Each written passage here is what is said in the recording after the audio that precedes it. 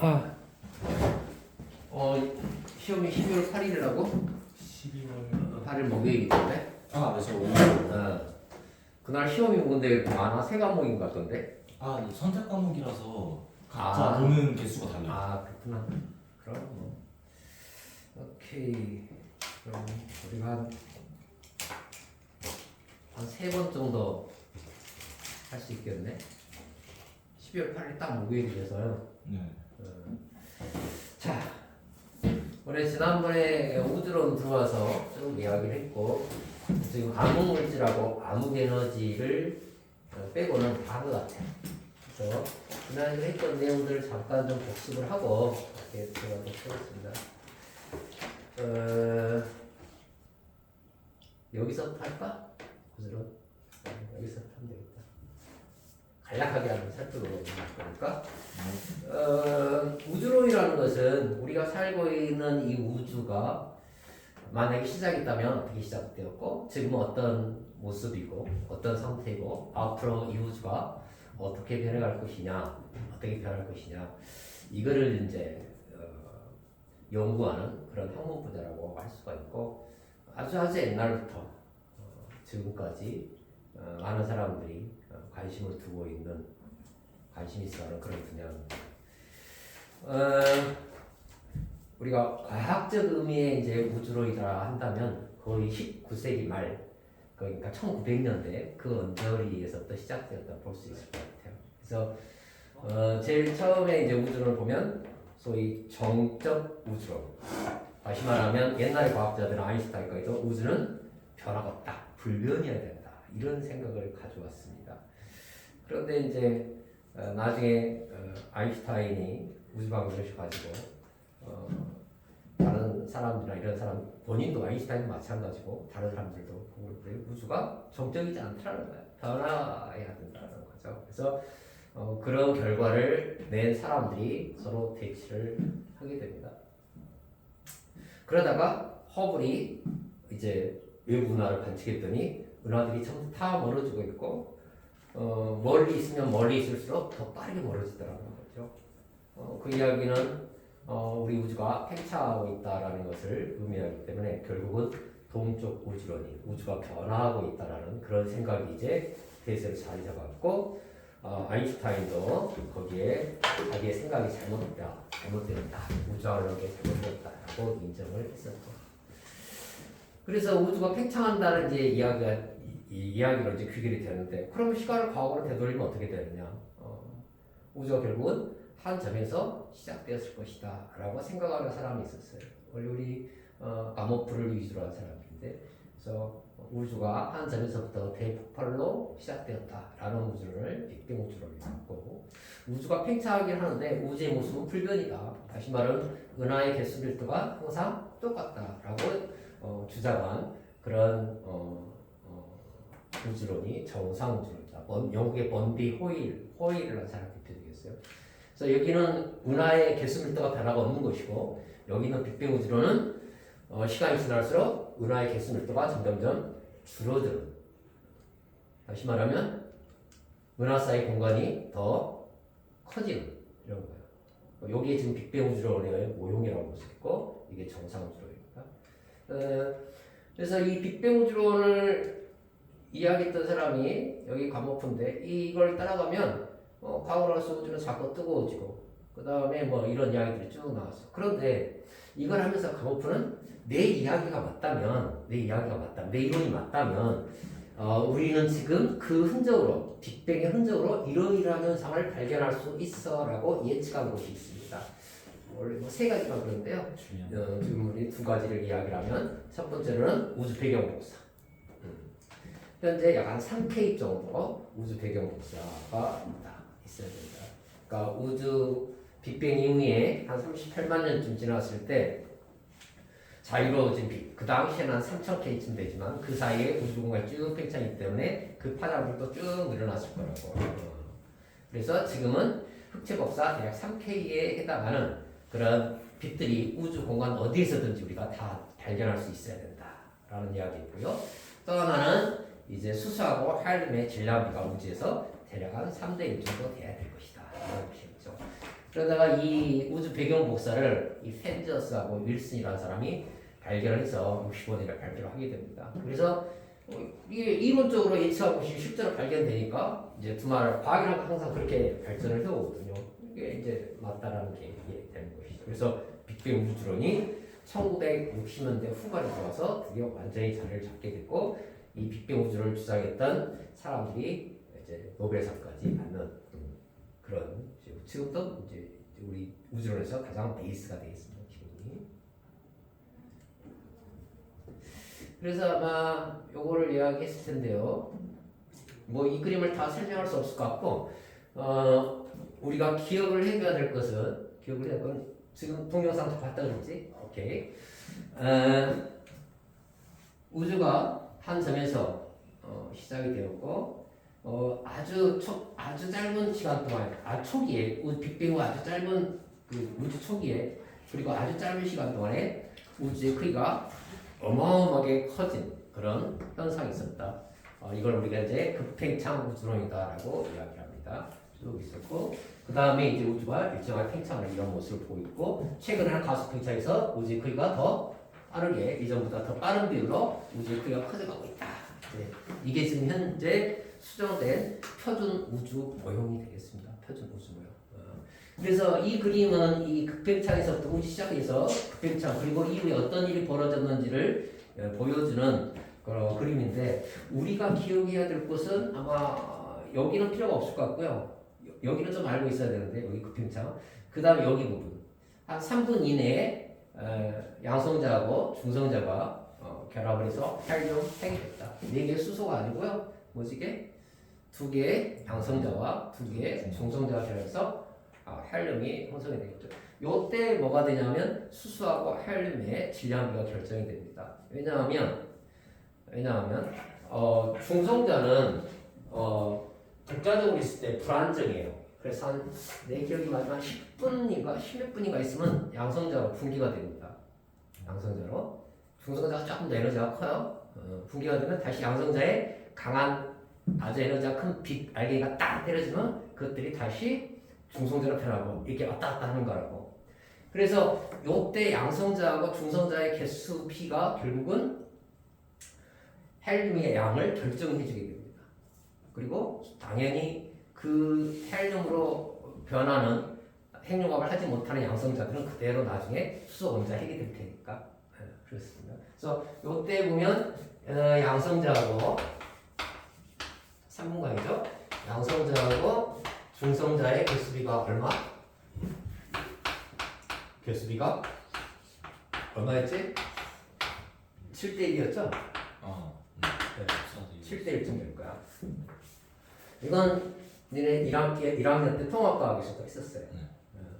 이렇게 보면 이게 한번 해보면 하나, 둘, 셋, 넷, 다섯, 여섯, 일곱 그리고 중성자. 또 양성자 하나, 둘, 셋, 넷, 다섯, 여섯, 일곱 중성자. 그러면 이렇게 모여야지 뭐가 되냐면 이게 핵이 되거든. 양성자 2개, 중성자. 그럼 이렇게 되면 지금 남아있는 놈들을 보면 이 양성자와 중성자는 질량이 거의 비슷하니까 여기 하나, 둘, 셋, 그래서 수소 질량 3이고 헬륨 질량 1, 3대 1 이렇게 되는 거거든. 이제 8대 1을 쓰게 되면 이게 모델에 따라 달라요. 8대 1을 쓰게 되면 이제 그럴 때는 헬륨의 양이 좀 더 줄어들죠. 한 22% 정도, 22%가. 그래서 요게 처음 3분간 이때 온도가 한 대략 우주 온도 한 1억 도 정도입니다. 1억 도. 그리고 나서 이제 우주가 좀 식죠. 그러니까 요때는 이제 이런 양성자하고 그 다음에 이런 헬륨 그리고 전자 이런 것들 그리고 빛들이 막 우주 공간을 돌아다니고 있을 거야. 근데 여기 있는 전자들이라는 건 전자라는 건 원래 전자기하고 굉장히 밀접하죠.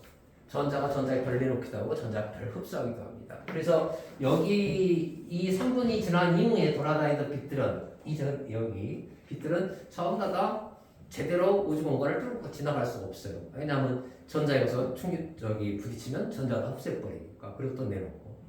근데 이 38만 년이 됐습니다. 빅뱅 후 38만 년이 되면 빅뱅 38만 년이 지나면 우주의 온도가 약 한 3000K가 됩니다. 3000K. 근데 이 3000K가 어떤 온도냐면 수소 전자에 수소 전자가 수소에 있었던 헬륨 온도예요. 그러니까 여기 양성자가 있고 주변에 전자가 이렇게 이게 수소 원자 핵이잖아. 그러면 여기다 온도를 막 높여주면 나중에 온도가 높아지면 이 전자가 여기 있는 양성자한테 떨어져 나간다고. 떨어져 나가. 이 핵이 되는 온도가 대략 한 3000K쯤 돼요. 그러니까 반대로 식을 때 되면 여기 돌아다니던 플러스하고 마이너스가 3000K보다 높을 때는 다 떨어져 있다가 식어서 3000K가 되면 여기 있는 전자가 양성자한테 잡혀가지고 이렇게 수소 원자 핵으로 들어옵니다. 요게 38만이 지났을 때 일어나는 일입니다. 38만이 지났을 때. 그럼 어떻게 되느냐? 우주 공간에 있는 입자 개수밀도가 뚝 떨어져요. 전자들이 다 잡히니까. 그리고 그거보다 먼저 헬륨에게 얘들은 양성자가 두 개나 있으니까 그거보다 더 높은 온도에서 전자들이 잡혀가지고 헬륨 원자를 구성했을 거예요. 그래서 이렇게 돌아다니던 전자들이 전부 다 수소 원자한테 다 잡혀요. 수소 원자 그 핵 양성자에. 그래서 이제 그때부터 빛이 어떻게 우주 공간을 자유롭게 돌아다닐 수 있게 됩니다. 우리는 이것을 우주가 맑게 되었다라고 이야기하고 그때 돌아다니는 즉 3000K에 해당하는 요 온도에 해당하는 그 빛이 지금까지도 우주에 다 있어야 된다라는 얘기죠. 근데 그 사이 우주가 쭉 팽창을 했으니까 우주 공간의 팽창이가 파장도 쭉 늘어난단 말이야. 그래서 지금은 2.7K 정확하게 2.7K에 해당하는 우주 배경 복사가 우주 국부에서 보여야 된다. 그리고 한참 시간이 또 지나서 여기 뭐 암흑 시대는 왜 암흑 시대인지 알겠죠? 왜냐면 우리 눈이 안 보여 깜깜해요. 3000K보다 낮은 빛은 우리 눈이 안 보여 가시광선이 아니라고. 그러니까 암흑 시대고 그 다음에 빅뱅 후 대략 여기 한 은하가 형성이 되고 별이 만들어진 게 한 4억 년? 뭐 그쯤 우리가 예측을 하게 됩니다. 그렇게 되면 이제 우주에서 물질들이 모였고 은하가 만들어지고 별들이 만들어져. 그러면 다시 우주에 밝은 그런 천체들이 이제 생겨나게 되는 거죠. 요게 이제 우리가 알고 있는 우주의 변화 모습을 전체적으로 다 나타내는 겁니다. 있고 자, 그래서 이제 그런 이야기인데 이쪽 있고요. 이 우주 배경 복사도 이 펜지어스 윌슨이 발견한 거 이외에도 위성을 우리가 3개나 올려요. 지금 보면 이렇게 3개나 이렇게 올려요. 그래서 자세히 관측을 해봤더니 제일 처음은 균질한 줄 알았어요. 우주의 등방성, 균질성인데 자세히 관측했더니 미세하게 차이가 있더라. 그래서 여기 코비가 제일 처음에 발견했는데 코비 그 다음에 WMAC 그리고 프랑크 봤더니 조금 더 온도가 높은 곳과 낮은 곳이 있더라. 이 온도의 차이는 10만 분의 1밖에 안 됩니다. 그러니까 3000K에 10만 분의 1이면요 얼마야? 1000, 만, 10만이니까 3개 되고 3개 되니까 100분의 3K, 0.03K 정도 더 온도가 높은 곳이 있고 낮은 곳이 있어요. 그래서 여기서 보면 이렇게 붉게 보이는 곳이 좀 더 온도가 높은 곳이고 여기 파랗게 보이는 게 0.03K 정도 온도가 더 낮은 곳입니다. 자, 이게 어떤 의미를 가지고 있냐? 우주의 비등방성을 이야기해줘요. 그러니까 우주는 등방성, 균질하면서도 또한 조금씩 차이가 있다라는 그런 이야기입니다. 그래서 여기에서 이렇게 온도가 높은 것과 낮은 것은 결국은 은하의 형성하고 관계가 있다. 왜냐하면 은하가 만들어지려면 우주 공간에 있는 물질들이 이렇게 모여야 되는 거잖아. 은하나 별이라는 것은 우주 공간에 있는 물질들이 모여서 아주 밀도가 높게 형성된 그런 천체란 말이죠. 그러면 그것들이 모일 때는 결국은 중력에 의해서 서로 모이게 될 건데 이렇게 모이는 것을 방해하는 힘이 있어요. 그게 말하면 그 입자들이 가지고 있는 운동성일 거라고. 그 운동성이라는 것은 뭐 일종이냐? 온도가 얘기해줘. 온도가 높으면 더 안 모여요. 운동이 더 크니까. 2분의 1 V제곱 2분의 3KT잖아. 그래서 온도가 높으면 V가 더 크단 말이야. 그래서 중력에 대항하는 거스르는 힘으로 작동을 하게 됩니다. 따라서 여기서 이렇게 온도가 더 낮은 곳에 물질들이 중력에 의해서 모이기가 더 쉽다라는 거죠. 그래서 여기서 보면 이렇게 온도가 낮은 곳에 물질들이 모여서 은하가 형성되고 그 다음에 온도가 높은 이런 곳에서는 텅 빈 우주 공간 우리가 보이드라고 하는 보이드 들어봤어요? 보이 들어가는 이런 텅 빈 공간이 형성됩니다. 실제로 우리가 지금 우리의 그 우주의 모습, 은하의 구조들을 보면 이렇게 물질이 모여있는 은하하고 보이들을 우리가 명확하게 볼 수 있고 여기서부터 우리가 경계값을 줘가지고 컴퓨터로 슈퍼컴퓨터로 쫙 시뮬을 해보면 여기서부터 지금 현재 보이는 그런 우주의 모습을 우리가 이끌어낼 수가 있어요. 기가 막히지. 그러니까 우리가 바라보고 있는 우리가 해석한 이 우주의 시작부터 나오는 요 뒤에 이 우주의 변화, 우주론에 대한 것이 틀리지 않았다라는 것을 이야기해 줍니다. 그 다음에 이제 나온 게 이제 아까 그 팽창 우주론, 소위 인플레이션 우주론이 있는데 그게 나온 게 1970년대 말 1980년대 초예요. 알런 구스라 뭐 린데 뭐 이런 사람들, 한 사람 미국 사람, 한 사람 러시아 사람인데 급팽창 우주론이라는 것을 이제 하게 되는데 그 이야기는 아까도 얘기했지만 우주 생성 초기에 아주 짧은 시간 동안에 우주가 어마무시하게 커졌다. 10의 마이너스 35승초에서 마이너스 32승초 뭐 그 언저리 정도 되는 시간 동안에 우주의 크기가 10의 한 78승배 정도 커졌다. 이렇게 얘기하는 거거든요. 그러면 그런 급팽창 우주론 도대체 왜 나오게 되느냐라는 건데 그 이유는 뭐냐면 빅뱅 우주론에도 문제점이 있었어요. 분명히 가모프가 이야기했듯이 우주 배경 복사도 발견되었고 수소와 헬륨의 질량도 있고 한데 지금 우리가 바라보는 우주에 봤을 때 우주를 봤을 때 빅뱅 우주로 도저히 말이 안 되는 것들이 있어. 설명이 안 되는 것들이 크게 이렇게 세 가지 문제입니다. 하나는 지평선 문제. 자 이거 뭐냐면 우주 이쪽 끝과 저쪽 끝을 봐도 항상 똑같은 정보가 우리에게 들어온다는 얘기. 왜 이쪽 끝과 저쪽 끝이 똑같은 그런 상태를 지금 유지하고 있냐라는 것이죠. 같은 상태를 유지하고 있다는 얘기는 무슨 얘기냐면 둘 사이가 같아질 수밖에 없는, 같아질 수 있는 그런 정보를 공유해야 된다는 얘기거든요. 근데 우주에서 제일 빠르게 정보가 공유되어지는 것은 빛의 속도란 말이지. 근데 빛의 속도로 도저히 도달할 수 없는 그것보다 더 멀리 떨어진 그런 것이 어떻게 정보를 공유해서 지금 현재 같은 모습으로 우리에게 보여지느냐라는 이야기입니다. 혹시 이 말이 이해가 되나요? 외우면 쉽지만 이해가 돼야 돼요.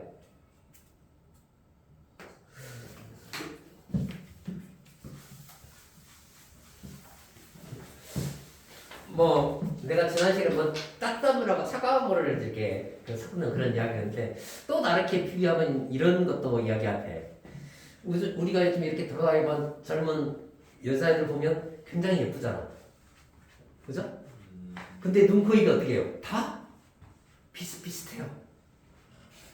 스탠다드한 아주 우리가 요즘 사람들이 미인이라고 생각하는 그런 눈, 코, 입, 귀 어떤 구조를 다들 선호한다고. 나는 잘 모르는 성형외과 가면 이렇게 그림들이 있다며. 그래서 요 눈은 이렇게 해주고 코는 이렇게 해주고 이렇게 한다며. 원래는 다 다른 게 정상이야. 그런데 거기 성형외과에 가서 그런 것들 보고 이렇게 바꿔주세요, 이렇게 고쳐주세요 하면 정보가 공유되는 거예요. 그러면 여기 모습이 다 비슷하게 변해가는 거지. 뭐 그것도 하나의 니네가 이해할 때 좀 도움이 될 수 있는 그런 비유가 될 수 있을 것 같아요. 그래야지 된다고. 그래서 이건 말이 안 된다. 이게 도저히 빅뱅으로 설명 없어요. 또 하나는 평탄성의 문제입니다. 우주 평탄성. 이 우주 평탄성, 평탄된 문제인데요. 이거는 뭐냐면 우주의 밀도하고 한 거죠. 우주 밀도. 우주의 밀도가 거의 임계 밀도에 있는 것 같아요. 나중에 저 뒤에서 이야기했겠지만.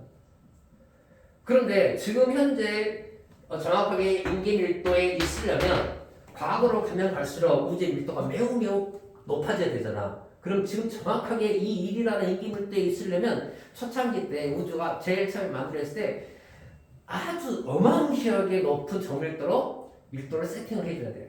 1 다음에 저기에 공이 한 8, 90개 정도 있는 그것보다 더 크게 정확하게 거기서 1만 틀려도 지금 임계 밀도에 못 들어와요. 지금 임계밀도 못 들어요. 그래서 이 임계밀도가 우주 밀도가 살짝 크게 세팅이 되면 우주를 바로 수축해 버려야 되고 임계밀도가 조금 낮아지면 우주는 어마무시하게 팽창을 해버려서 지금은 우리가 보는 이런 우주에 있는 은하들이 안 보여야 되는 이런 말도 안 되는 이야기가 벌어져요. 이게 우주의 평탄성 문제입니다. 세 번째는 이제 뭐냐면 마그네틱 모노필, 자기 홀국이야. 빅뱅 우주론에 따르면 제일 처음에 소위 자기 홀국이라는 게 만들어져야 된다고 해요. 우리가 자석을 보면 N극과 S가 이렇게 두 개의 극이 있어요. 그래서 그거는 쌍극자예요. 쌍극자는 이제 쌍극이에요. 다이폴이라고 해요. 폴이 두 개란 말이에요. 다이폴이야. 근데 그때 모노폴이 만들어졌어야 되는데 왜 지금 그렇게 많이 만들어진 모노폴이 하나도 안 보이냐는 얘기입니다. 우리가 왜 그거를 관측할 수 없냐라는 이야기입니다. 이런 문제점이 있었는데 이거를 인플레이션을 갖다가 급행차 우주를 하니까 이게 다 해결이 돼요. 첫 번째 지평선 문제. 지금은 이렇게 우리가 정보를 공유할 수 있는 우주 지평선보다 훨씬 더 멀리 있지만 옛날에 애들이 어떻게 우주의 지평선보다 더 안에 있습니다. 급행차가 되고 있으니까 급행차하기 이전에는 충분히 정보를 공유할 수 있는 상태였다. 그게 터져서 보인 거다라는 거죠. 이게 이것도 해결돼요. 그 다음에 평탄성의 문제인데 평탄성의 문제도 마찬가지예요.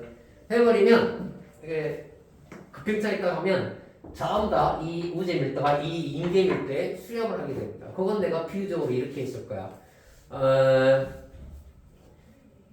우주의 밀도가 1보다 크게 되면 소위 양의 공률을 하겠죠. 공간의 공률이 플러스예요. 그러면 모습이 그 공간의 공률이 플러스 부형으로 나타나고 그 다음에 1보다 작게 되면 말한장 모양을 보인다 그랬잖아요. 그건 공간의 공률이에요. 우리가 이해하기 쉽잖아요. 솔직히 나도 정확하게 말하면 이해 안 돼요. 수학적인 부분이거든요. 공간의 공률이에요. 공간의 공률. 그래서 요거를 비교할 때 내가 어떻게 하냐면 평탄하다는 우리가 1이면 평탄하다. 공간의 공률이 1일 때 평탄하다라고 이야기를 하는데 이렇게 내가 비교를 했어요. 지금 우리 지구가 둥글어요. 그러니까 쉽게 말하면 양의 공률을 가지고 있는 거거든.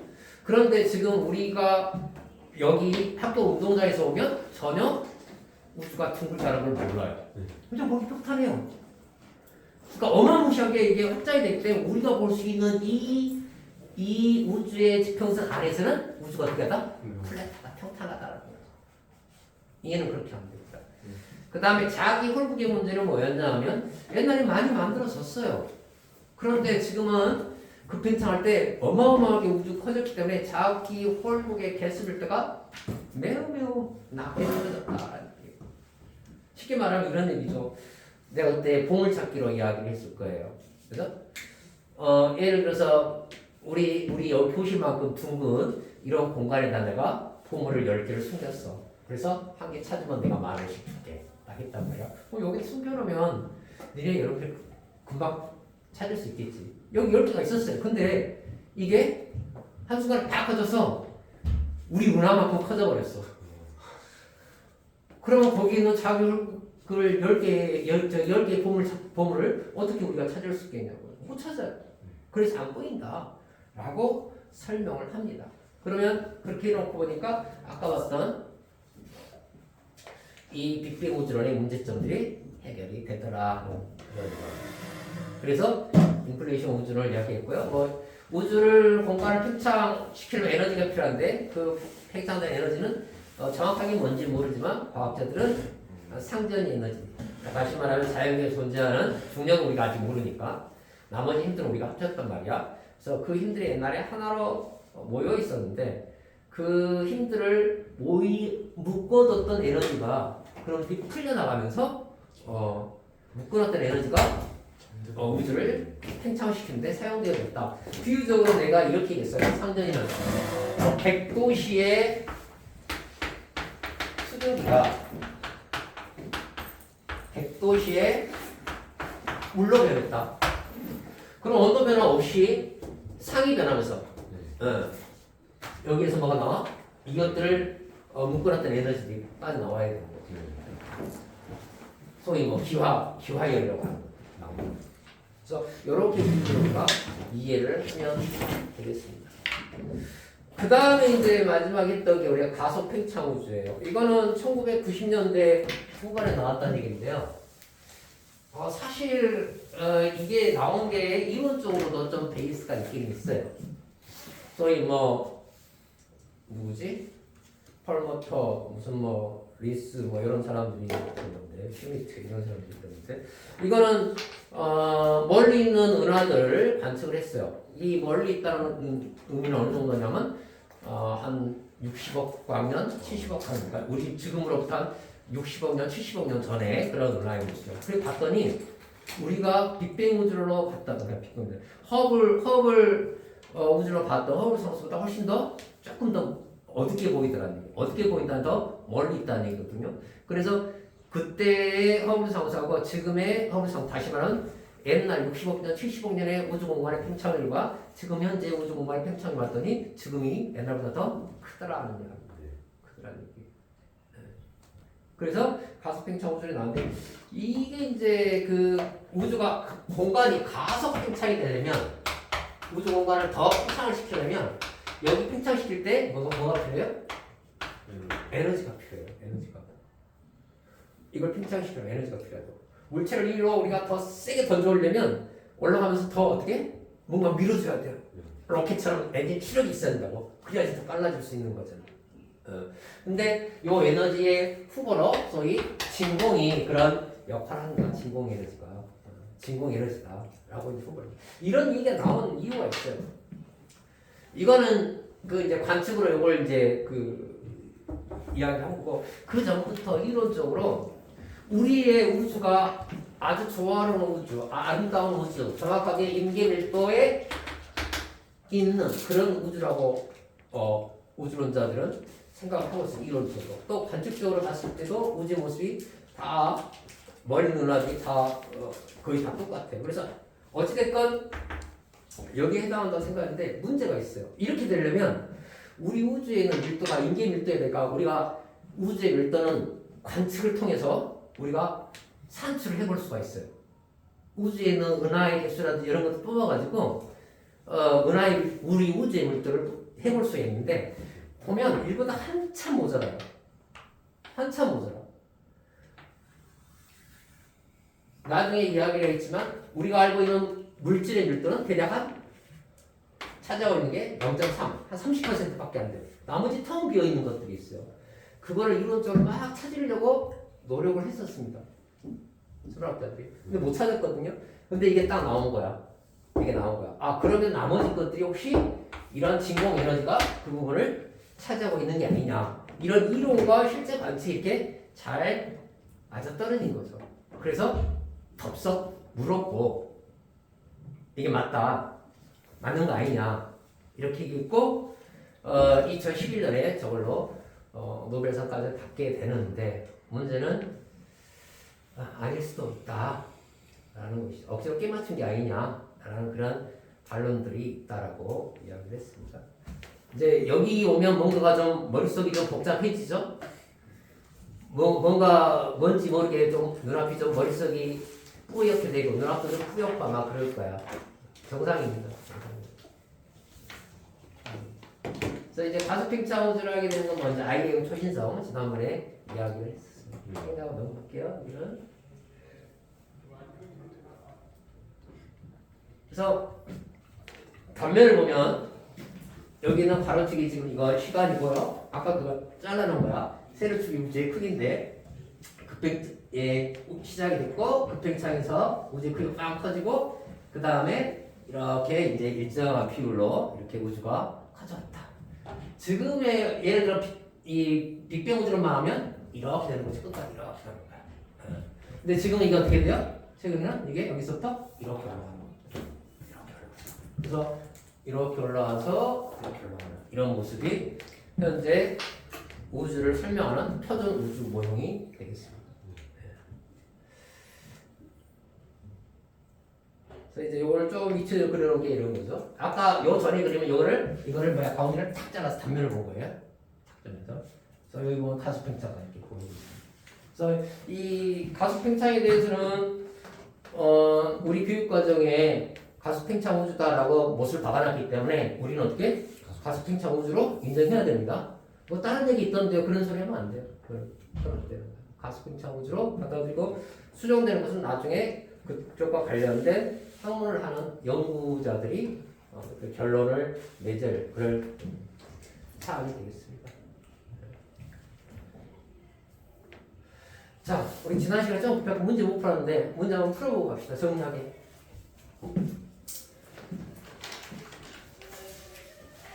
풀어봐. 안 풀었지 우리 지난 시간에 막. 깜짝이야 씨.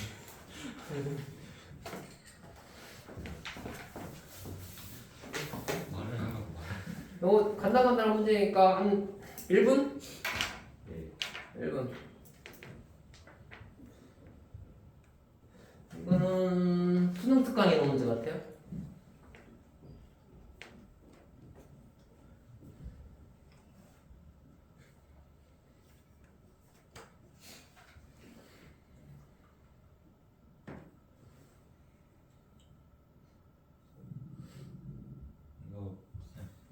이거 아래층 가서 빠르게 커피 좀 사와도 돼요? 갔다 와.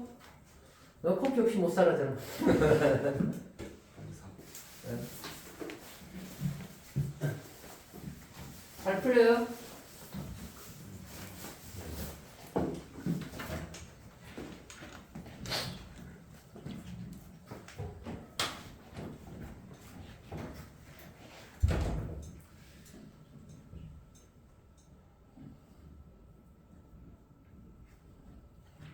줄기를 세 문제 다 풀어보자.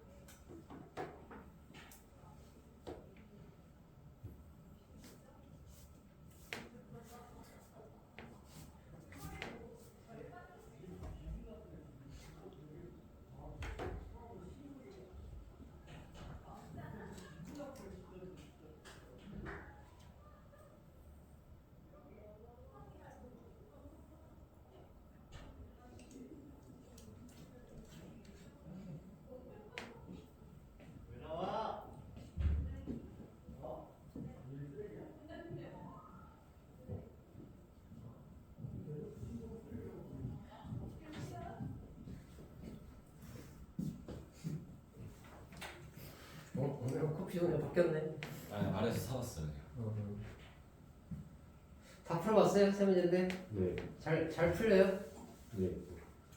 이거 그냥 니네 하나는 이거 수능 특강 있는 거고 그 뒤에 두 문제는 니네 학교 문제인데 나는 잘 모르는 게 있는 것 같은데 난 잘 모르겠어.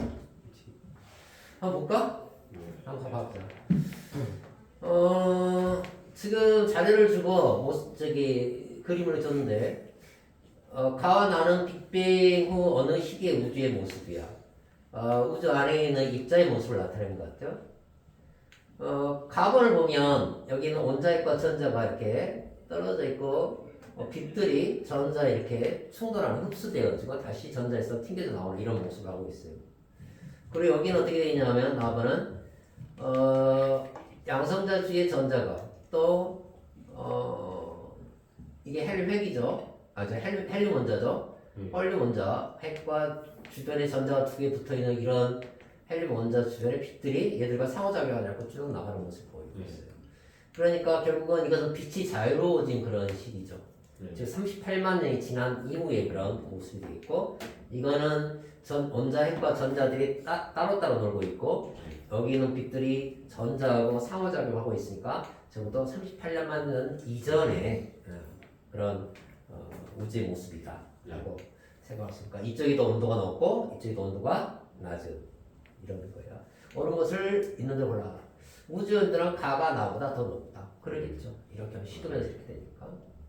이렇게 잡히는 게 3천도라고 그랬잖아요. 이렇게 잡히는 게. 얘는 조금 더 3천보다 높을까요? 헬륨 문제. 가시기는 투명한 우주? 아니에요. 여기를 이렇게 빛이 자유로웠을 때를 우주가 맑게 되었다. 우주가 투명해졌다. 이렇게 표현해요. 빛들이 자유로워서 우리가 빛을 통해서 볼 수 있을까? 근데 이런 문구를 여기다 넣는 것은 별로 좋은 것 같지는 않아요. 저때 우주를 우리가 상징적인 어떤 국어적 표현으로 투명해졌다라고 이야기하는 거기 때문에. 그래서 가시는 투명하다 틀렸고요. 배경 복사는 나 시기보다 나중에 형성되었다. 아니죠? 이게 이런 모습이 막 시작되었을 때 형성된 게 우주 배경 복사예요. 이게 끝나고 이렇게 바뀌었을 때, 이게 끝나고 이렇게 바뀌었을 때, 그 경계에 있는 게 바로 3.K 우주 배경 복사 되겠습니다.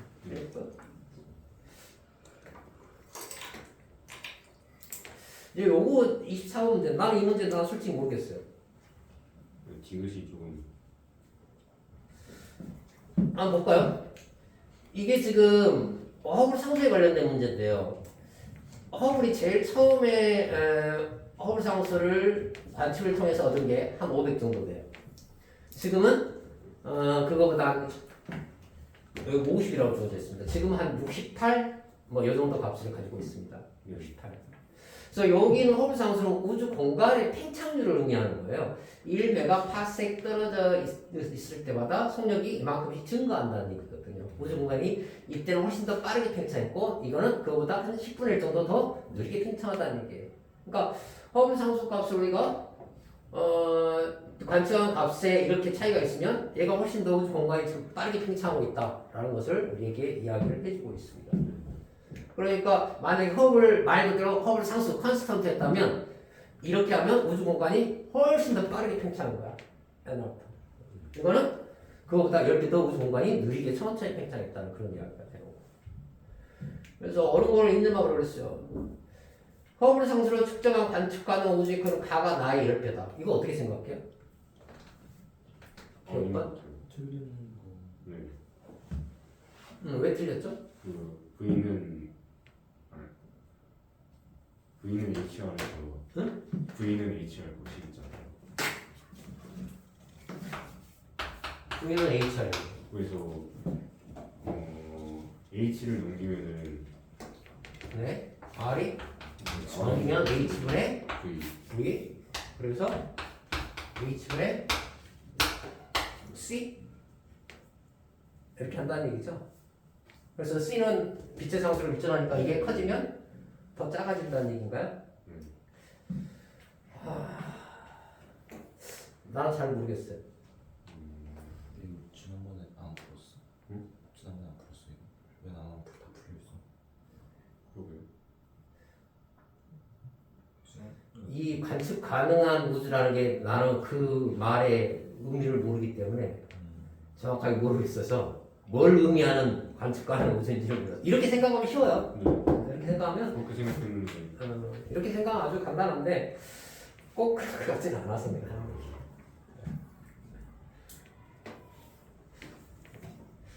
일단 기억은 그래서 이렇게 한다 그러고 그다음 가은 니 볼까? 가을 시기에는 10의 6승 파섹 메가파섹이니까 10의 6승이죠. 떨어져 있는 별의 후퇴 속도가 500km/s로 측정된 것이다. 맞죠? 네, 그게 맞는 거죠. 사실은 이것도 별의 후퇴 속도니까 원래는 별이 아니고 은하인데 별도 은하 안에 속해 있는 구조니까 뭐 그렇게 멀어진다 해도 상관이 없겠죠. 가나의 형상수의 값 차이는 현재 우주가 가속 팽창주이기 때문이다. 이거는 뭐예요? 측정 차이가 네, 측정 차이. 네. 요거는 내가 그래서 자꾸 내가 역사적인 걸 이야기를 해주는데 옛날에 관측기술이 많이 떨어졌어요. 특히 이때 뭐냐면 은하의 거리 값을 정확하게 측정하기 매우 어렵다고요.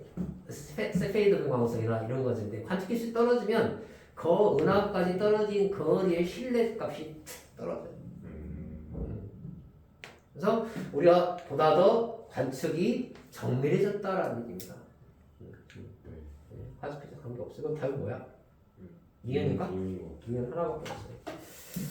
아, 내가 기억에 대해서는 내가 지금 머릿속에 정리가 잘 안 돼서 내가 말을 하면 내가 더 혼란스러울 것 같아서 지금 일을 안 하네요. 그냥 이 정도로 해가지고 마무리 짓는 게 좋을 것 같아요. 다음 20번인데 20번 할 때 내가 지난 시간에 해줬던 게 이거였죠. 허블은 어떻게 했다고? 그래프를 그릴 때 가로축을 허블은 어떻게 했어? 가로축을 거리로 가로축이 거리고 세로축이 후퇴 속도죠. 그릴 수 이렇게 돼요. 그래서 이렇게 나왔죠.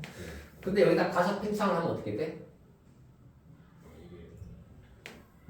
지금이 더 옛날이 거리가 멀다는 얘기는 과거의 옛날의 우주예요. 우주의 모습이에요. 근데 지금이 더 빠르게 팽창한다니까 이게 뭐야?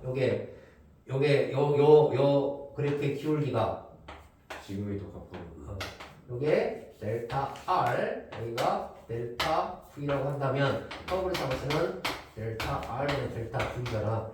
그러니까 요게 이렇게 여러분들 잡으시면 커지면 더 우주가 빠르게 팽창한다는 얘기예요. 네. 그러니까 과거에 지금보다 더 늦게 팽창했던 어떻게 되겠어요? 이게 요렇게 가야 될 거예요.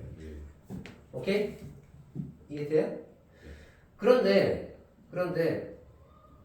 가속 팽창 우주론을 이야기했던 사람들이 요 그래프를 때 이걸 어떻게 한다고? 축값을 바꿨어요. 가로축이 후퇴 속도고 세로축이 거리예요. 니네 지금 20번에 있는 문제죠. 이렇게. 그러면 이것이 어떻게 되겠어 이제? 반대로. 그렇지. 이렇게 했다가 그래서 이렇게.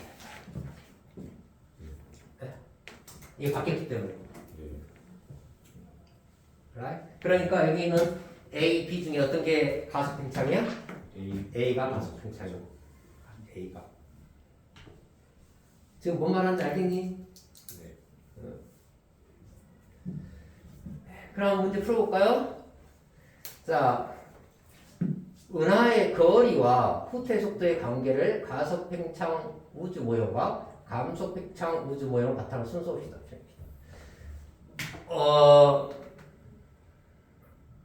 프리드만의 우주 모형은 열린 우주까지 다 감속 팽창이에요. 닫힌 우주건, 플랫한 평평 우주건, 그 다음에 열린 우주 공간에 다 감속이야. 그러니까 우주가 팽창하면서 점점점 팽창하는 정도가 느려지는 감속 팽창입니다. I형 초신성으로 관측한 값은 B와 같은 분포를 보인다? 아니죠. A가 되겠죠.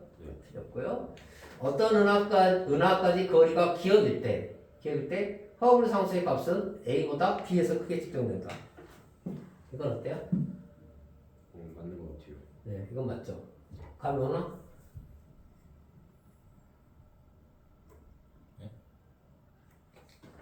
기억에서 은하까지 거리가 기울 때 허블 상수의 값은 허블 상수값 어디가 더 크냐라는 거죠. 이때 허브를 상수라고 그랬어요. 그 얘기는 무슨 얘기냐면 여기서 이렇게 평균한다는 얘기야. 이렇게. 그냥 축이 바뀌었잖아. 아까 여기서는 이렇게 돼 있을 때는 거리 속도일 때는 이게 이렇게 되면 커지는 거잖아. 허브 상수가. 그런데 축이 바뀌었잖아. 호텔 속도 거리로. 그럼 이때는 누워져 있는 더 큰 거지. 맞아요? 이해되지? 네. 그러니까 요렇게 축각각 가지고 장난치면 이제 니네가 이제 막 올라올 수가 있지. 그래서 이건 말이야. 현재 우주는 A가 같이 팽창하고 있다. 가수 팽창 우주니까 A가 맞다는 얘기죠. 그래서 답은 니은 디귿으로 아마 여러분들이 답을 했어야 돼요. 몰라. 그래서 지난 시간까지 한 내용을 좀 복습을 너무 오래 한 것 같은데? 네, 너무 오래 했는데 혹시 내가 왜 여기를 이렇게 하냐면 사실 여기가 어려워요. 개념 잡기가 쉽지 않아. 마치 꼭 1 더하기 1은 2다 이렇게 명확하게 딱딱 떨어졌으면 좋겠는데 안 그런 것들이 되게 많고 뿌연 것들이 너무 많다고요. 그래서 혹시 지금까지 공부한 것 중에 뭐가 됐든지 간에 좀 이건 좀 의아해요 하는 거 있으면 좀 얘기를. 없어? 하다 보면 생기겠지. 공부하다 혹시 나중에 잘 모르는 거 있으면 이렇게 우리가 만날 시간 물리적으로 접촉할 수 있는 시간은 일주일에 한 번밖에 없잖아. 우리 카톡방 있으니까 거기다가 올려주면 내가 최대한 나는 컴퓨터로 카톡을 안 하기 때문에 이걸로 해야 돼. 핸드폰으로 내가 답할 수 있는 정도까지 최대한 해줄게. 오케이. 자 이제 마지막 하겠습니다. 암흑 물질과 암흑 에너지. 암흑 에너지에 대한 얘기는 내가 지난번에 가속 팽창 우주 할 때 아마 좀 이야기했던 것 같고, 그래서 오늘은 암흑 물질이죠.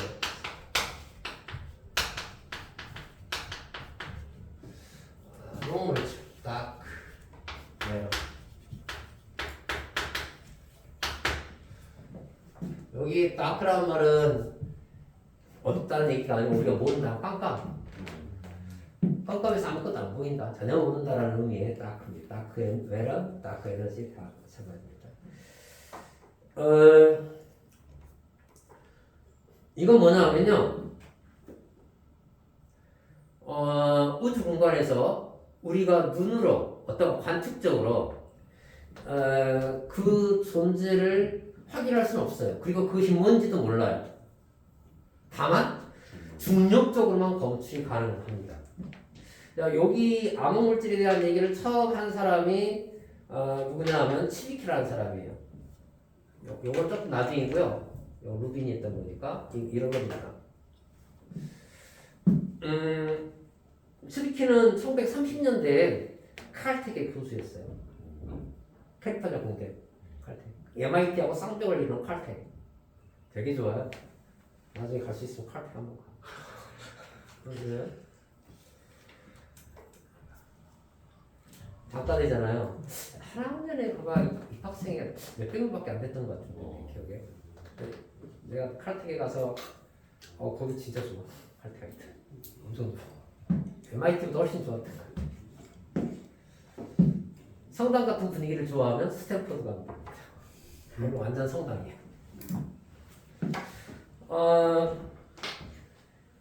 자, 요 그림을 한번 볼까요? 치비키가 제일 처음 했던 이야기인데요. 여기 우리가 있고요. 그다음 저 멀리 어떤 은하가 있어요. 그리고 그 사이에 은하단이 있습니다. 그러면 어떤 일이 벌어지냐면 아인슈타인 얘기는 여기에 굉장히 질량이 큰 놈이 있으면 얘들의 중력이 매우 크다라는 거죠. 그렇게 중력이 크면 어떻게 돼요? 우주 공간을 휘어지게 합니다. 우주 공간을. 그래서 여기에서 저 은하 A를 보면요, 하나로 보이는 게 아니고 이렇게 놈이 보이고 이렇게 놈 보이고 이렇게 놈이 보이고 저쪽에서 이렇게 놈이 보여요. 소위 아인슈타인의 링입니다. 혹시 그런 사진 본 적 있어요? 아인슈타인의 링. 잠깐만. 여기 있잖아요. 이게 그거예요? 네. 여기 여기 전체가 지금 이렇게 여러 개가 보이잖아요. 네. 저게 뭐다? 다 하나다. 다시 한번. 자, 여기 이제 이게 평면이 아니고 공간이야. 공간. 그럼 원래는 이게 이렇게 가는 거잖아. 이 빛은. 네. 그런데 공간이 휘어져 있어. 그럼 빛은 직진해야 돼요. 어떻게? 휘어진 공간을 따라서 직진해야 돼요. 그러니까 이렇게 한 놈이 이렇게 해서 우리 눈에 들어오게 된다는 거죠. 여기서 이렇게 해서 들어와요. 그러면 우리 입장에서 여기 보면 어떻게 돼 있어? 저기서 저기 보여요. 이쪽에서 보면 이렇게 보여요. 똑같은 천체가 이렇게 양쪽에서 보인다고. 또 공간이니까 여기서 이렇게 휘어서 온 놈도 있을 거야. 이렇게. 그러면 저기 보일 거야. 저쪽에서 휘어진 놈은 저쪽 뒤에 가서 보일 거야. 그렇게 해서 보인다는 얘기예요. 이렇게. 그러면 여기 있는 이 가운데 있는 은하단의 질량이 얼마나 크냐. 다시 말하면 저 은하단의 중력이 얼마나 강하냐에 따라서 이게 휘어진 정도가 달라지겠죠. 네. 그럴 거 아니야. 중력이 겁나 크면 더 많이 휘어질 거 아닙니까? 그래서 이 휘어진 정도를 가지고 여기는 은하단의 질량을 추정할 수가 있습니다. 물리적으로. 이해돼요? 그러면 얘는 우리 눈에 보이잖아. 은하다니까 은하들이 보일 거 아니야. 그래서 우리가 눈에 보이는 저 은하단을 보면서 저기의 질량이 얼마나 될 거야 하고 천문학자들이 그걸 추정을 해요. 그런데 그렇게 측정된 은하단의 질량이 실제로 우리가 보는 것보다 훨씬 더 적게 나오더라는 얘기예요. 이 정도의 은하단의 질량 가지고는 빛을 공간을 이렇게 많이 휘어지게 할 수 없다라는 얘기예요. 그러면 결국 뭐야? 그 공간을 그렇게 많이 휘어지게 할 수 있는 그렇게 중력이 굉장히 큰 그래서 중력이 크면 뭐가 많아야 돼? 물질이 많아야 되잖아. 뭔가 물질이 여기에 있어야 된다는 얘기예요. 치비키라는 사람이 1930년대 저 이걸 처음이었어요. 굉장히 똑똑하고 천재 그리고 아주 개팍했던 그런 학자로 알려져 있습니다. 그래서 이제 이야기가 나왔고 그 다음에 1960년대 얘기로 내가 기억이 됩니다. 정확하게 내가 지금 기억은 안 나는데 아마 그때일 거야. 여기는 이걸 루빈이라는 사람이 있어요. 루빈이라는 사람인데 이게 우리 은하의 회전 속도에 대한 얘기입니다. 은하의 회전 속도를 처음으로 이제 뭐 구하고 있던 사람이 얀 오르트라는 사람이 있던데 은하 회전 속도를 봤더니 뭔가 이상하다라는 것을 눈치챘어요. 어떤 물체가 어디 주변을 회전할 때는 크게 회전을 보면 몇 가지로 나눌 수 있어요. 첫 번째로 회전을 보면 회전 운동이죠. 회전을 보면 첫 번째로는 강체 회전. 강체 아주 딱딱한 물체. 여러분들 레코드판 같은. 레코드판을 모르나? 예. 그래서 이렇게 해서 이렇게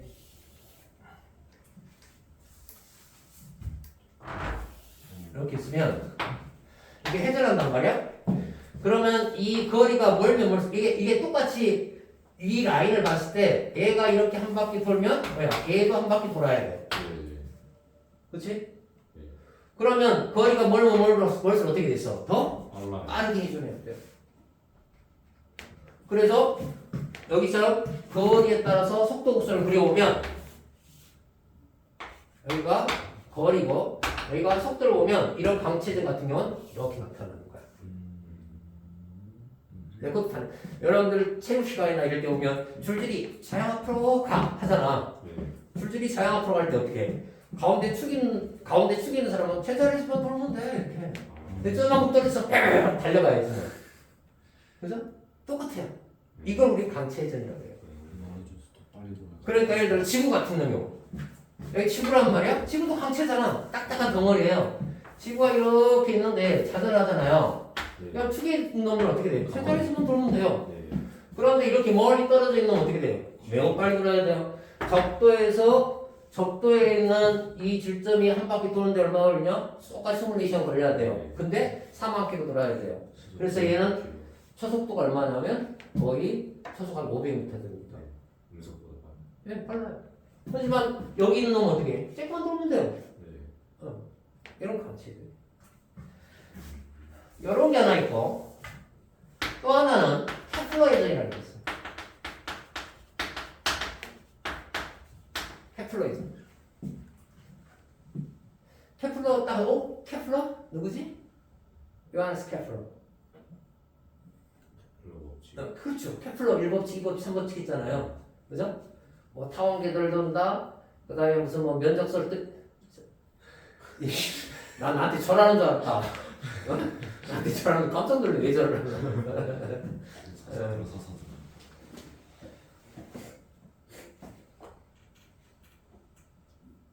케플러 법칙 물리 시간이 아니? 안 하죠. 저희 안 배웠어요. 케플러 1법칙, 2법칙, 3법칙. 안 되었던 거 1법칙은 타원계도의 법칙. 2법칙은 면적 속도 일정의 법칙. 3법칙은 뭐지? 조화의 법칙. 이렇게 얘기하는 거야. 뭘 모르는구나. 네. 이 법칙은 물리적으로 이제 가운동량 보수의 법칙이고 3법칙은 에너지 보수의 법칙. 그런 법칙인데. 하여튼 뭐 케플러라는 사람의 발명이 뭐야? 태양 둘레를 돌고 있는 행성이 어떻게 해? 타원계도를 돌고 걔들이 관계를 보면 3법칙이 어떻게 되냐면 주기의 제곱은 장반경이 세제곱이 필요한다라는 얘기예요. 주기가 크면 뭐야? 결국은 멀리 있으면 멀리 있을수록 주기도 점점점 길어져요. 그러니까 당의 회전 속도 느려집니다. 태양에 가까이 있는 수성은 굉장히 훨씬 더 빠른 속도로 돌아야 돼요. 당연한 얘기야. 왜냐하면 여기서 이렇게 회전 운동할 때 얘는 얘 인력이 여기 90력 발휘해주잖아요. 네. 그럼 여기 위치를 하면 그와 똑같은 힘으로 여기서 회전을 해줘야 돼요. 움직이 서로 균형을 맞춰야 되니까. 그러니까 속도 빨라야 돼. 멀리 떨어지면 어떻게 돼? 더 느려야 돼요. 여기보다. 멀리 갈수록 속력이 어떻게 돼요? 더 낮아져요. 가까이 있을수록 더 속력이 빠르고 멀리 있을수록 속력이 점점점 느려져요. 그래프를 그리면 어떻게 되겠어? 가까이 있을 때는 헤드이 가까이 있을 때는 속력이 크고 멀리 있을 때는 속력이 느려지는 이런 식으로 나와요. 이렇게 나와요. 그러면 우리 태양 둘레를 돌고 있는 행성들 멀어질수록 저렇게 속력이 뚝뚝뚝뚝 떨어져요. 은하를 보면 어떻게 돼 있어? 은하의 중심 핵이 있고 연 주변에서 이렇게 이제 나선팔이 있다고 했죠. 그럼 얘들도 이렇게 돌아요. 이렇게 회전하냐? 우리 은하 같은 경우에 한 번 회전하는데 태양은 우리 은하는 한 번 회전하는데 얼마 걸리죠? 자전이라고 안 하죠. 은하 자전이라고 안 했으니까. 내가 알기로 한 2억 한 3천만 년쯤 걸릴 거예요. 2억 한 3천만. 그런데 그러면 이것도 보면 우리 태양학이 있고 그 둘레 행성이 도는 거랑 비슷해. 왜냐하면 우주 공간에 별이라는 놈들이 굉장히 띄엄띄엄 떨어져 있잖아. 그렇죠? 그래서 여기서 마찬가지 우리 은하의 중력과 얘들의 회전하는 속도가 서로 원심력과 구심력의 평형을 이루면서 이렇게 돌 거라고. 그래요. 그러면 멀어질수록 어떻게 되겠어? 속력이 뚝뚝뚝뚝 떨어져야 될 거야. 이렇게 생각을 했어요. 이렇게. 그런데 실제로 은하 회전 속도 옵션을 관측을 합니다. 중성수 21cm 전파를 활용을 해서 은하 속도 옵션을 관측을 해요. 그랬더니 어떻게? 이렇게 나옵니다. 원래는 요 가운데는 은하 행에는 물질들이 아주 미세하게 서로 모여 있어요. 그러니까 꼭 강체랑 비슷해요. 그래서 이렇게 거리가 중심부에서 이렇게 거리가 멀어지면서 은하 회전 속도가 딱 증가해요. 강체처럼. 그리고 나면 밀도의 여기 있는 물질들의 별의 밀도가 떨어지니까 여 멀리에서는 어떻게? 케플러 회전을 해야 될 것이다라고 생각을 했어요. 그래서 여기 보는 것처럼 이렇게 떨어질 걸 생각을 했다는 얘기야. 네. 그런데 어떻게? 실제로 관측해봤더니 안 떨어지고 이렇게 하라는 얘기예요. 이렇게 더 크려면 어떻게 해야 돼? 중력이 크다는 얘기잖아. 중력이 크려면 어떻게 해? 물질이 더 많이 있어야 돼요. 그러니까 얘가 여기 중심으로 안 떨어지려면 이렇게 평행을 내면 여기서 더 빠르게 회전해야 돼요. 이렇게 빠르게 회전하고 있다는 얘기는 여기에 그만큼 구심력이 크다는 얘기고 구심력이 크다는 얘기는 여기 중력이 크다는 얘기고 중력이 크다는 얘기 여기에 물질이 더 많이 있다는 얘기예요. 그런데 은하 핵에 있는 우리 눈에 보이는 그런 물질의 질량을 구해보면 훨씬 적어요. 그러니까 결국 뭐야?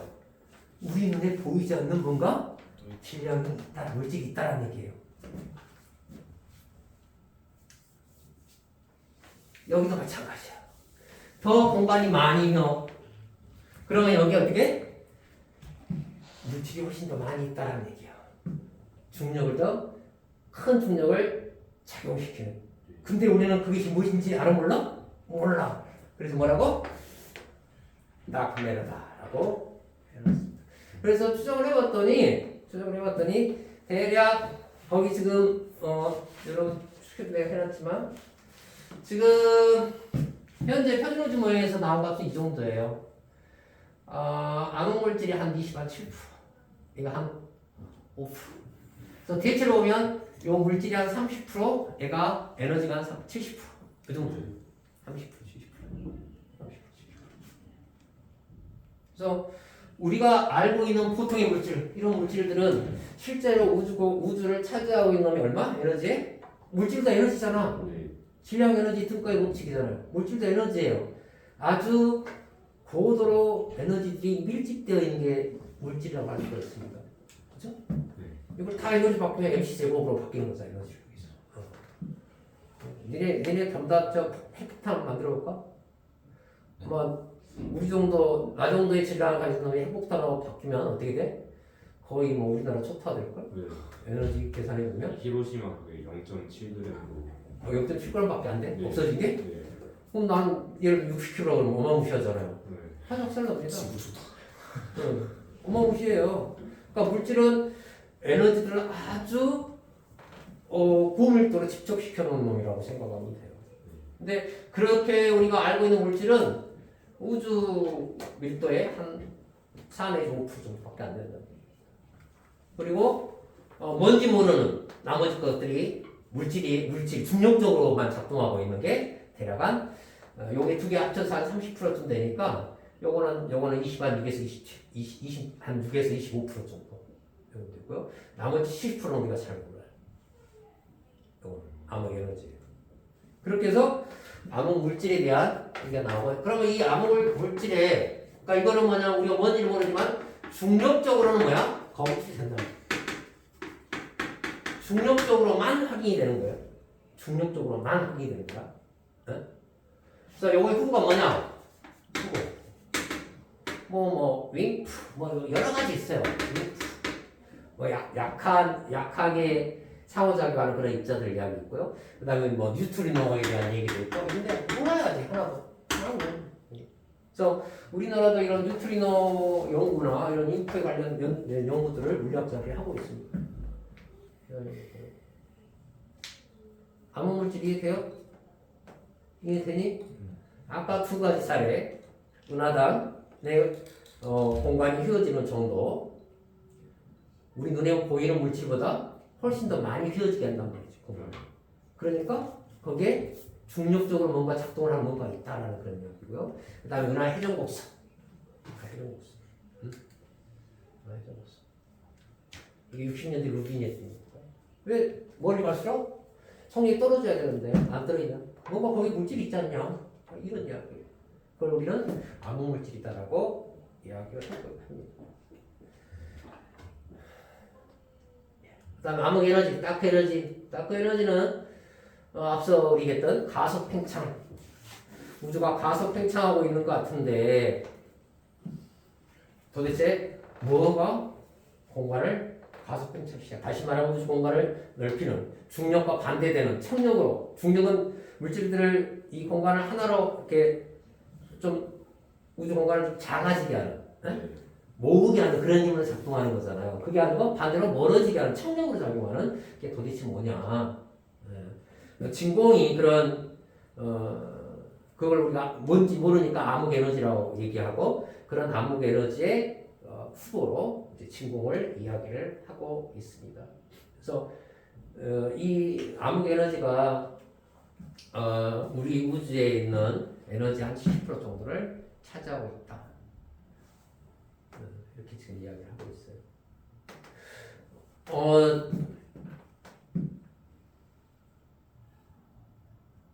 이 가속 팽창을 관측을 통해서만 확인한 것은 아니고요. 그러니까 관측을 통해서만 이게 나오게 된 건 아니고 아까 얘기했듯이 이론적으로도 그런 것들이 됩니다.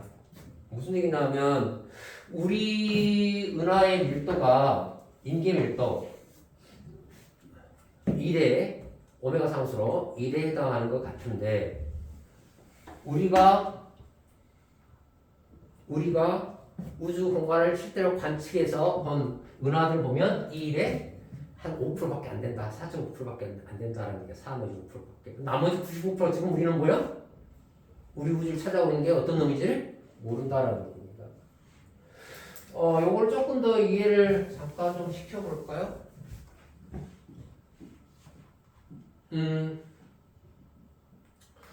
여러분들 역학적 에너지 보존, 역학적 에너지 뭐 이런 거 아나? 네. 뭐 운동 에너지하고 포텐셜 에너지 합치면 뭐 0이면 안정되어 있는 거죠. 1분의 1 mv 제곱 마이너스 8분의 gml 이렇게 되는 거지. 물리 시간이 이렇게 한? 그래서 이거 0이면 뭐야? 우리 탈출 속도 아니 맞지? 탈출 속도 나오지 이렇게 하면. 그러니까 저 우리 지구를 뺑뺑 돌고 있는 놈의 그 뭐지? 회전 속도 나오게 되지. 그래서 이건 뭐냐 하면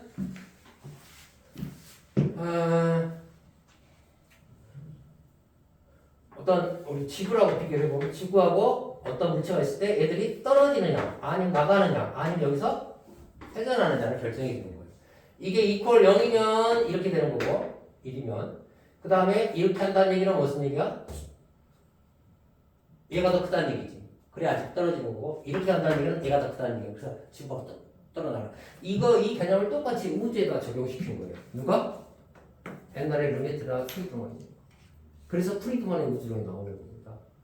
그렇게 해서 이렇게 해가지고 이 식을 가지고 뭘 짓냐면 정확하게 여기에 요거 상태로 가는 그런 밀도를 구하게 되는데 그 밀도를 우리는 인계 밀도라고 해요.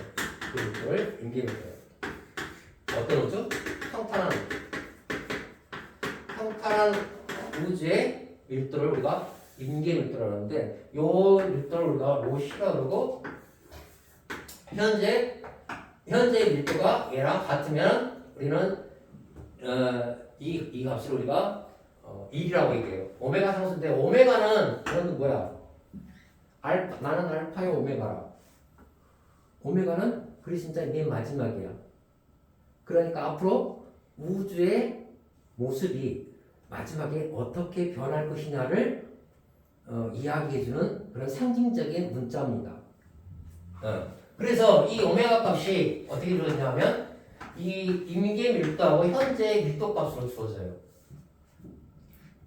그래서 이게 만약에 1보다 크다. 그럼 밀도가 임계 밀도가 더 크다는 얘기지.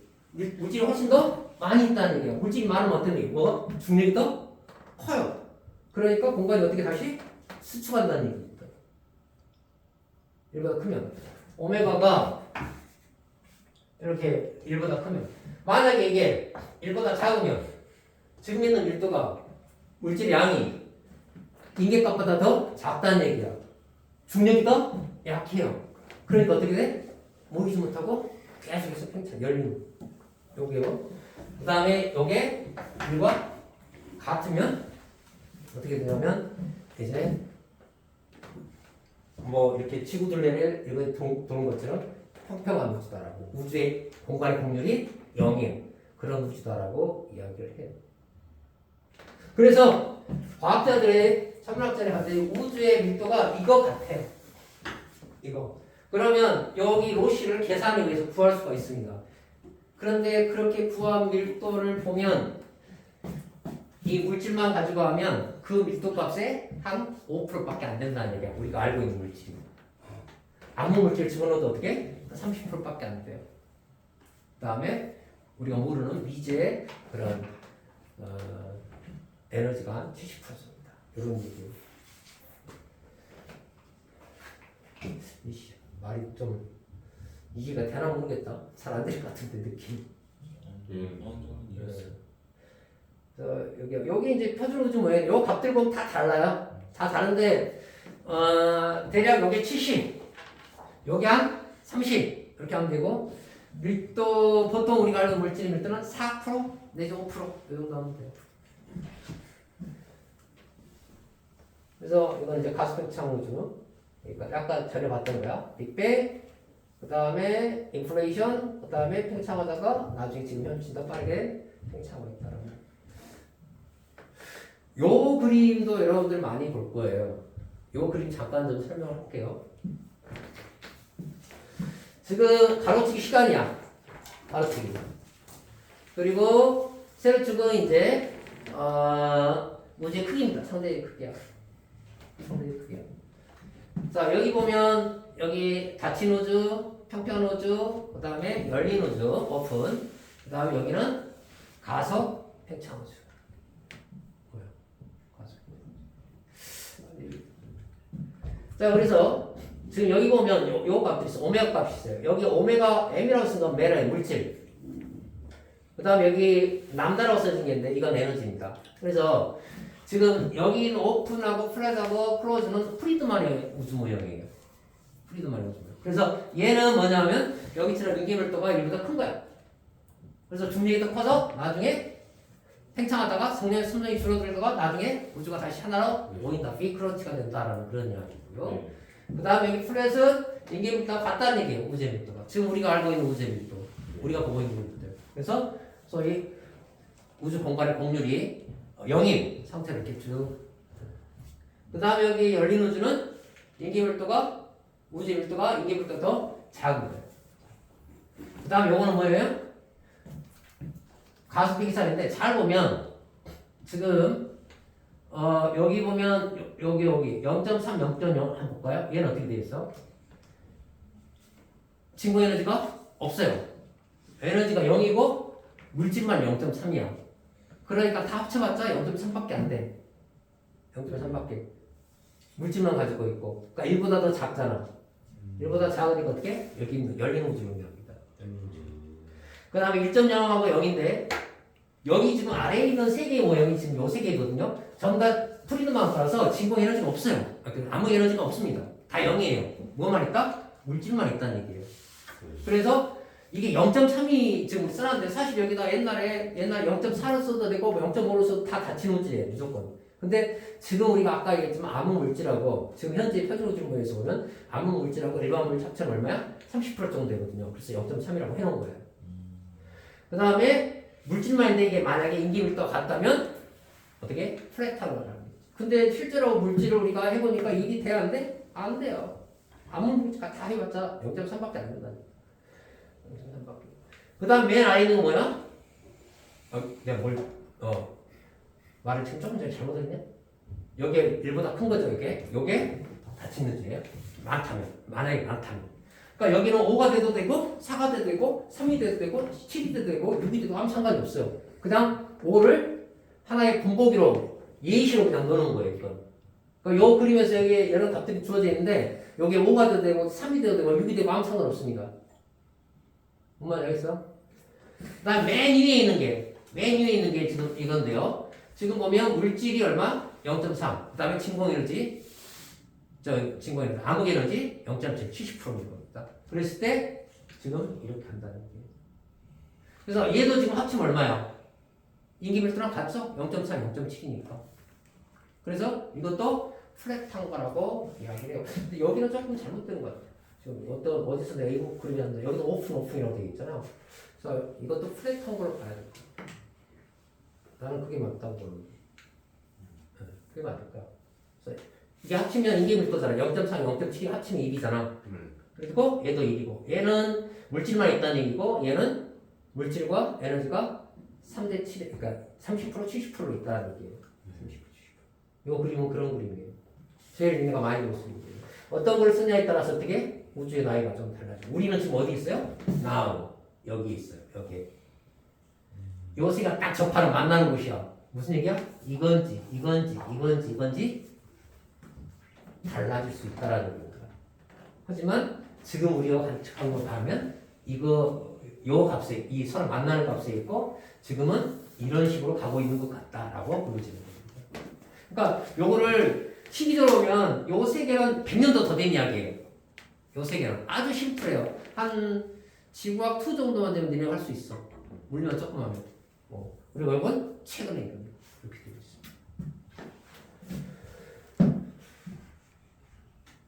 여기까지 이론은 끝났어요. 질문.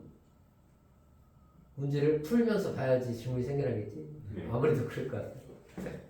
좀 쉬었다 할게요. 네.